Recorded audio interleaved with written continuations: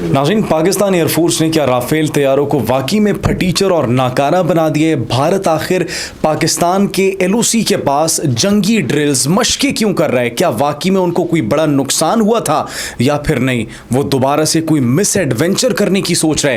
अफगान तालिबान के साथ जो मीटिंग हुई थी, हमने आपको बताया था 3 अहम ममालिक जो है इकट्ठे होकर चीन में मुलाकात कर रहे थे, वहाँ पर मीटिंग्स हो रही थी, डेवलपमेंट्स आएंगी।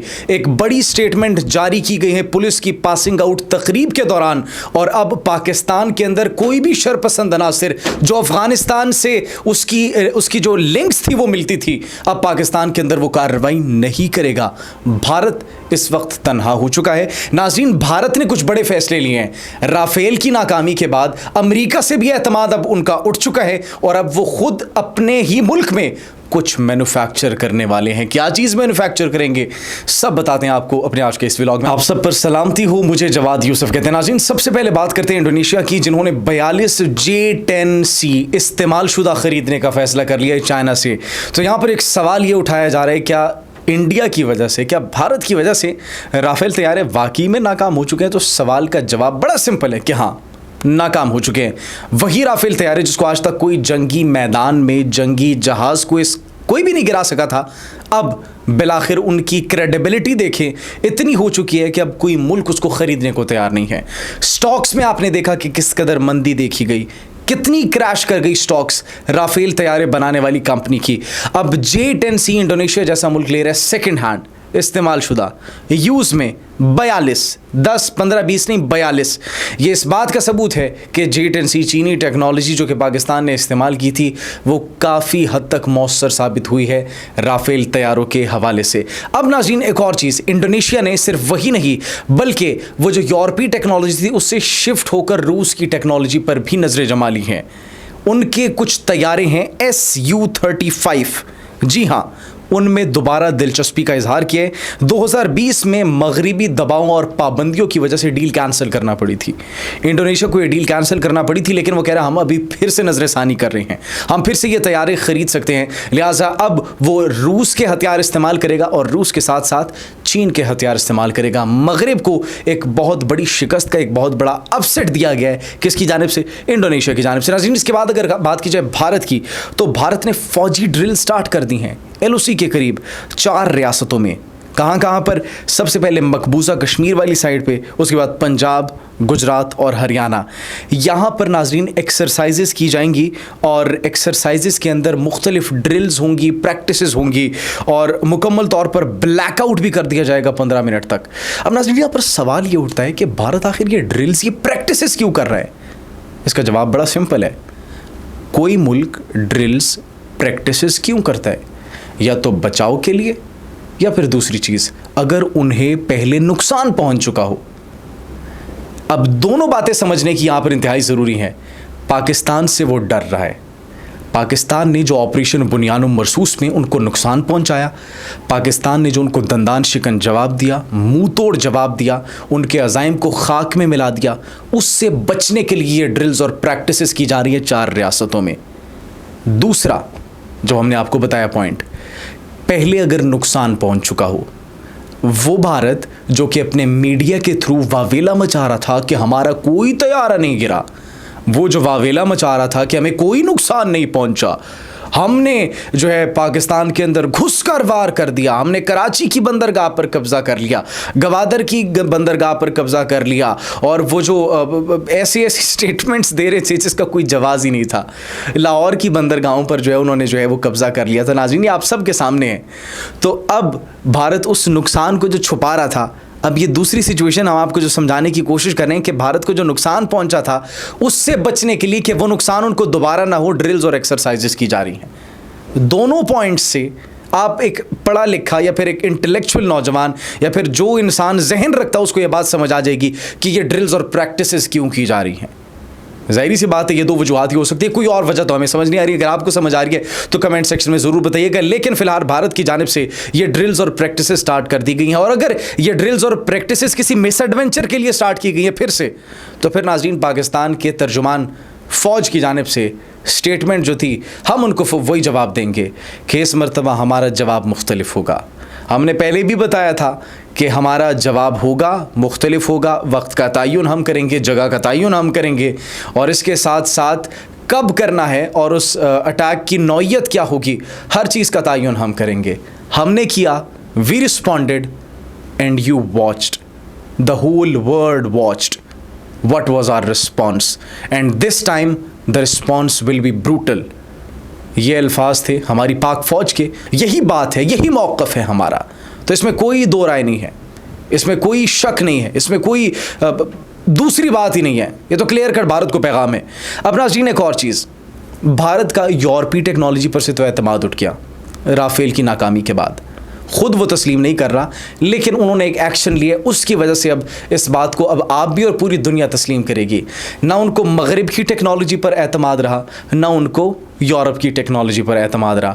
بھارت نے ان کے منسٹر کی جانب سے یہ اعلان کیا گیا کہ اب بھارت خود جنگی طیارہ ڈیولپ کرے گا، بھارت اب خود جنگی جہاز ناظرین بنائے گا، اور یہ 5th جنریشن انہوں نے کہا ہے کہ وہ ایک فائٹر جیٹ ہوگا جس کو بھارت کے اندر مینوفیکچر کیا جائے گا۔ تو اب یہ بھی ایک یہاں پر بھی ایک سوال اٹھتا ہے کہ آخر ان کو کیا ضرورت پڑی مینوفیکچر کرنے کی؟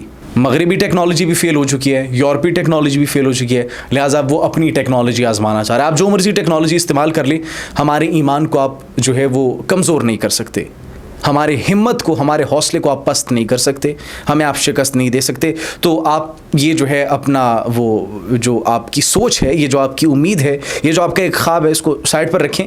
آپ کی جتنی بھی امیدیں ہیں وہ ٹوٹ جائیں گی، مستقبل کے اندر بھی ٹوٹ جائیں گی۔ یہ بڑی ایک واضح بات ہم آپ کو کر رہے ہیں، اور یہ پاک فوج کی جانب سے، یہاں کے بچے کی جانب سے آپ کو یہ اسٹیٹمنٹ جاری کر دی گئی تھی۔ ناظرین اگلی بڑی خبر جو ہے وہ یہ ہے کہ ایران نے پہلی مرتبہ ایک بیان جاری کیا ہے، اور انہوں نے اجازت دے دی ہے امریکہ کو کہ وہ آ کر انسپیکشن کریں ان کے نیوکلیئر پروگرامز کی، نیوکلیئر سائٹس کی۔ اور اس سے بھی بڑی ڈیولپمنٹ اور خبر یہ ہے کہ افغان طالبان کے کمانڈر جو ہیں انہوں نے ایک بیان جاری کیا پولیس کی پاسنگ آؤٹ تقریب کے دوران، and that is very crucial. ہم نے آپ کو بتایا تھا چین کا دورہ کیا گیا تھا نائب وزیر اعظم اور وزیر خارجہ اسحاق ڈار کی جانب سے، وہاں وزیر خارجہ کی ملاقات ہوئی تھی چینی وزیر خارجہ سے۔ اسی دوران امیر خان متقی افغانستان کے وزیر خارجہ وہاں سے جاتے ہیں، اپنے ملک سے چین جاتے ہیں اور ملاقات کرتے ہیں۔ 3 ممالک اس ملاقات کے اندر موجود تھے۔ یہ ایک اہم ملاقات ہوئی تھی۔ ہم نے آپ کو بتایا تھا کہ ابھی جو ڈیولپمنٹس ہو رہی ہیں، ابھی جو باتیں کی گئی ہیں، جو پس پردہ حقائق ہیں وہ سامنے نہیں لائے گئے، یہ باہمی دلچسپی کے امور پر تبادلہ خیال کیا گیا ہے۔ یہ کچھ باتیں کی گئی ہیں کہ ہم اپنی دفاعی صلاحیتوں کو، دفاعی پوزیشن کو مضبوط بنانا چاہتے ہیں۔ چین کا شکریہ ادا کیا گیا تھا وزیر خارجہ اسحاق ڈار کی جانب سے۔ ناظرین اب سوال ہم نے وہاں پر اٹھایا تھا کہ مستقبل کے اندر کیا کچھ ایسا ہوگا جس سے اس ملاقات کا پھل سامنے آئے گا، فروٹس؟ اب وہ آ چکا ہے۔ پاسنگ آؤٹ کے دوران پولیس کی ان کے کمانڈر افغان طالبان کے سعید اللہ سعید کی جانب سے ایک اسٹیٹمنٹ جاری کی جاتی ہے، اور وہ یہ کہتے ہیں کہ پاکستان اور دیگر ممالک کے اندر یہ جو کچھ گروہ سرگرم ہیں، کچھ تنظیمیں جو سرگرم ہیں، وہ خوارج ہیں۔ فتنہ الخوارج کے حوالے سے انہوں نے بات کی تھی، یہ کوئی جہادی نہیں ہے، یہ بات ان کی جانب سے کی گئی۔ انہوں نے کہا کہ اگر یہ سمجھتے ہیں کہ ہم حملہ کر دیں گے، بے گناہوں پر حملہ کر دیں گے، ان پر اٹیکس کر لیں گے اور ہم یہ جہاد کر رہے ہیں، بالکل بھی نہیں۔ آپ یہ جہاد نہیں کر رہے، آپ فساد برپا کر رہے ہیں۔ جہاد کا حکم صرف امیر دے سکتا ہے۔